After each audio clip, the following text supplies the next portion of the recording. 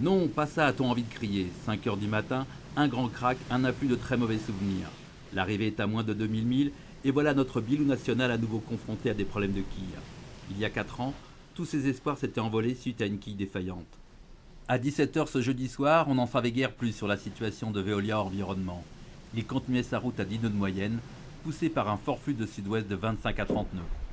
Ce flux, Armel Lecléache espère bien le rejoindre très prochainement. Lorsqu'il a été joint à la vacation, l'actuel troisième ne connaissait rien des infortunes de son voisin de ponton. C'est en effet à Concarneau que Veolia Environnement et Britair ont fait toutes leurs préparations pour ce Vendée Globe. Ça se rafraîchit un peu au fur et à mesure qu'on grimpe vers le nord, donc on commence à faire un peu les dessous polaires et puis un peu le ménage le matin avec les poissons volants qui finissent leur course sur le pont de Britair ou dans la Grand Voile. Donc voilà, on compte les points le matin. Armel avait traversé le poteau noir à 10 nœuds de moyenne, c'est loin d'être le cas pour Sam Davis et Marc Guillemot.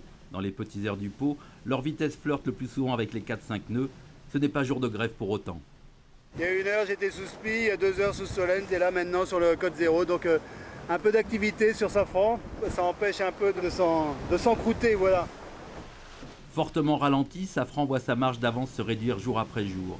Brian Thompson, très discret depuis le départ sur sa monture hyper puissante, tente un comeback tonitruant, façon rien ne sert de courir, il faut juste arriver à point. Seul ombre au tableau, beaucoup de petits soucis techniques viennent gâcher son quotidien et lui compliquer la tâche. Les grains se déplacent très lentement alors qu'on est sous un nuage, on y est pour longtemps. Ça a été une nuit laborieuse, les jours précédents également. Entre les manœuvres et le bricolage, j'ai de quoi faire. Le poteau noir semble être positionné très au sud, j'ai l'impression d'y être déjà. Brian Thompson n'est plus qu'à 150 000 de Marc Guillemot qui s'apprête à passer l'équateur. Une chose faite sur les coups de 3 heures de l'après-midi pour Sam Davis. Elle renoue avec l'hémisphère nord en 4e position.